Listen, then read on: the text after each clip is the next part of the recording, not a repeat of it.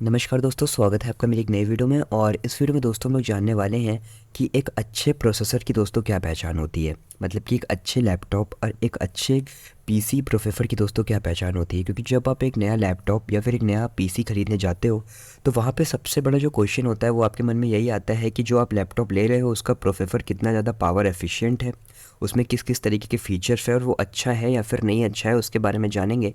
और जानेंगे कि एक अच्छे प्रोसेसर की दोस्तों क्या क्या पहचान होती है और आपको कौन सा प्रोसेसर दोस्तों लेना चाहिए अपने यूज़ के हिसाब से। तो चलिए शुरू करते हैं। देखिए दोस्तों, दो कंपनीज़ हैं, एक इंटेल है और एक दोस्तों एएमडी है।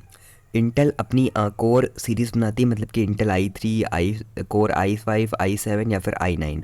और उनकी अभी एक नई सीरीज़ और लॉन्च हुई है दोस्तों, इंटेल अल्ट्रा कोर, जो कि इससे कोर सीरीज़ से ज़्यादा पावर एफिशिएंट आपको देखने को मिलती है। और वहीं अगर बात करते हैं दोस्तों राइज़न के बारे में, तो राइज़न 5, राइज़न 7 या फिर राइज़न 9, एएमडी अपनी राइज़न नाम से सीरीज़ बनाता है प्रोसेसर की दोस्तों। अब यहाँ पे अगर दोनों में ही डिफरेंस करने की कोशिश हम लोग करते हैं तो यहाँ पे इंटेल बड़ा पहले से सही है, बड़ा पहले से स्टेबल रहता है, हीट नहीं करता है और कोई भी परेशानी आपको देखने को नहीं मिलती। और मल्टीटास्किंग अगर आप कर रहे हो, बड़े सारे काम एक साथ कर रहे हो, तो इंटेल में बड़े बेहतरीन तरीके से दोस्तों हो जाते हैं। वहीं अगर बात करते हैं दोस्तों एएमडी के बारे में, तो एएमडी काफ़ी ज़्यादा पावर एफिशिएंट प्रोसेसर आपको देखने को मिलता है। बस हीटिंग प्रॉब्लम काफ़ी थोड़ी बहुत आती है, गर्म हो जाते हैं दोस्तों प्रोसेसर। ये सबसे बड़ा जो उसका एक बोल सकते हैं ड्रॉबैक आपको देखने को दोस्तों मिल जाता है।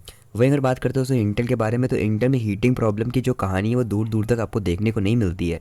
और इसमें जो पावर एफिशिएंट है या फिर जो फीचर्स आपको देखने को मिलते हैं वो ज़्यादा अच्छे दोस्तों देखने को मिल जाते हैं। मगर यहाँ पे आप ये भी नहीं बोल सकते हो कि इंटेल एकदम ही बेहतरीन है और एएमडी बिल्कुल ही ख़राब है।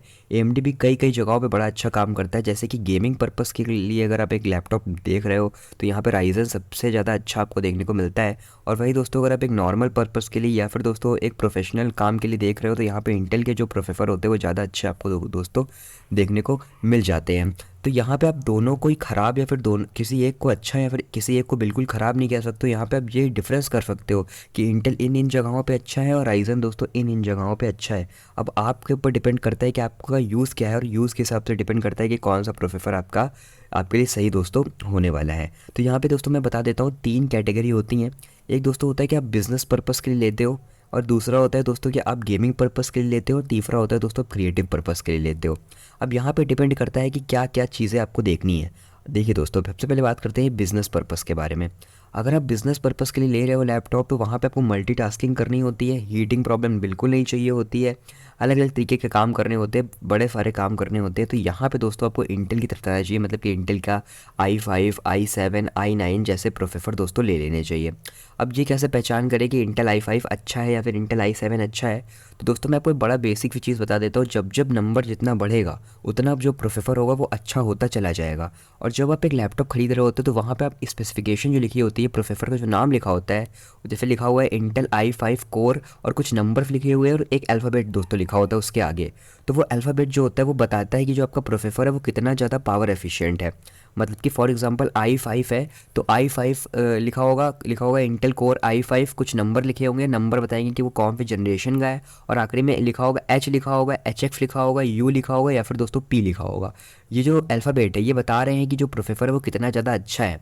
तो फॉर एग्जांपल अगर i5 इंटेल कोर i5 है 13704 ऐसे कुछ लिखा हुआ है और आखिरी में एच लिखा हुआ है, तो एच का मतलब होता है कि वो हाई परफॉर्मेंस वाला प्रोसेसर है।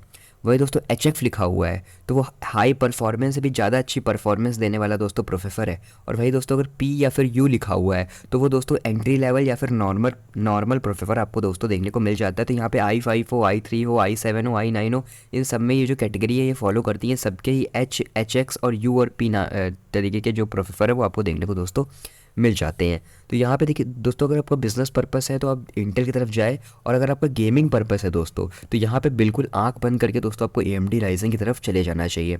और वहीं दोस्तों अगर आपका क्रिएटिव पर्पस है तो यहाँ पे आप इंटेल लो या फिर लो आप राइज़न, दोनों ही प्रोसेसर अच्छे हैं, मगर CPU के साथ साथ दोस्तों यहाँ पे आपको GPU पे भी फोकस करना पड़ता है। और गेमिंग में भी मैं यही बोलूँगा कि आप चाहे राइज़न के लो, लेकिन वहाँ पे आपको GPU पे भी फोकस करना पड़ेगा, मतलब कि ग्राफिक प्रोसेसिंग यूनिट पे भी फोकस करना पड़ेगा।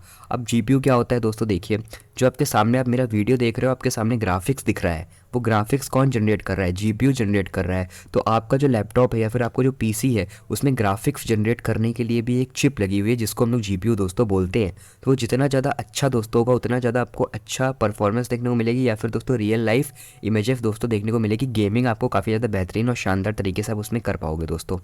वहीं अगर क्रिएटिव पर्पस के लिए आप लेते हो तो वहाँ पे कलर एक्यूरेसी अच्छी होनी चाहिए, स्क्रीनिंग अच्छी होनी चाहिए, ग्राफिक्स अच्छे हो इसलिए होने चाहिए क्योंकि जो आप प्रोजेक्ट बना रहे हो, जो आप प्रेजेंटेशन बना रहे हो, जो आप वीडियो क्रिएट कर रहे हो, किसी भी तरीके का एडिटिंग वाला काम कर रहे हो, तो वहाँ पे आप ये चाहते हो कि जो आप बना रहे हो, जो आप अपने दिमाग से सोच रहे हो और अपने स्क्रीन पर दिखा रहे हो, वो आपकी स्क्रीन में जैसा दिख रहा है वैसे ही दूसरे के सिस्टम, दूसरे का कोई फ़ोन हो, दूसरे का कोई लैपटॉप हो, दूसरे का कुछ भी हो, चाहे स्मार्ट टीवी हो, सब में वैसा ही दिखना चाहिए। तो यहाँ पे कलर एक्यूरेसी काफ़ी ज़्यादा यहाँ पे मायने रखती है। तो आपको कलर एक्यूरेसी पे भी बहुत ज़्यादा ध्यान दोस्तों देना हो जाता है।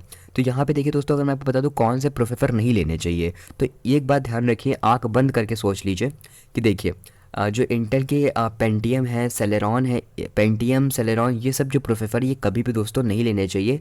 और कुछ हद तक अगर i3 आप ले रहे हो तो ले लीजिए, मगर अगर आपका बजट थोड़ा सा अच्छा है तो i5 या फिर i7 या फिर i9 की तरफ ही दोस्तों जाना चाहिए आपको। और अल्ट्रा कोर सीरीज़ जो इंटेल की उस पर भी आप जा सकते हो, या फिर दोस्तों अगर आपको कहीं पे ईवो दिख गया, फॉर एग्जांपल आप लैपटॉप लेने गए हो, वहाँ पे कोई लैपटॉप रखा हुआ है, उसमें जो स्टिक वो है लिखा हुआ है, ब्रांडिंग लिखी हुई है इंटेल ईवो i5 या फिर इंटेल ईवो i9 या फिर इंटेल ईवो i7, तो जहाँ पे भी आपको ईवो दिख गया तो वो प्रोसेसर बिल्कुल ही ज़्यादा बेहतरीन है, वो आप तुरंत ले लीजिए, आप बिल्कुल भी मत उसको सोचिए उसके बारे में दोस्तों। तो यहाँ पे ये चीज़ हो जाती है। तो यहाँ पे डिपेंड करता है आपके यूज़ के ऊपर, डिपेंड करता है कि आपका क्या पर्पस होने वाला है। तो उस हिसाब से आप यहाँ पे दोस्तों देख सकते हो। तो मैं आपको बता दिया कि आपको कौन से नहीं लेने हैं, और ये भी बता दिया कि क्या क्या चीज़ें आपको देख लेनी है। जैसे कि आपको ये देख लेना है कि जो जनरेशन है वो बिल्कुल अपडेटेड होनी चाहिए, मतलब कि अभी 14 चल रही है, अगर 13 या फिर 12 तक जाती है तो चलेगा, मगर 12 जनरेशन के नीचे बिल्कुल भी आप नहीं जाइए। और साथ में ये भी देख लीजिए कि वो जो i5 है, i7 है, i9 है, ये तो दिख रहा है आपको कि i5 है तो अच्छा ही होगा, मगर ये भी देखिए कि उसमें अल्फ़ाबेट कौन सा है, H है या फिर HX है या फिर U है या फिर P है ना, नॉर्मल वाला है या फिर हाई है, हाई परफॉर्मेंस आपको देगा या फिर हाई परफॉर्मेंस से भी ज़्यादा अच्छी परफॉर्मेंस आपको दे देगा। तो वो सब दोस्तों अल्फ़ाबेट यहाँ पे आपको दोस्तों बता देता है।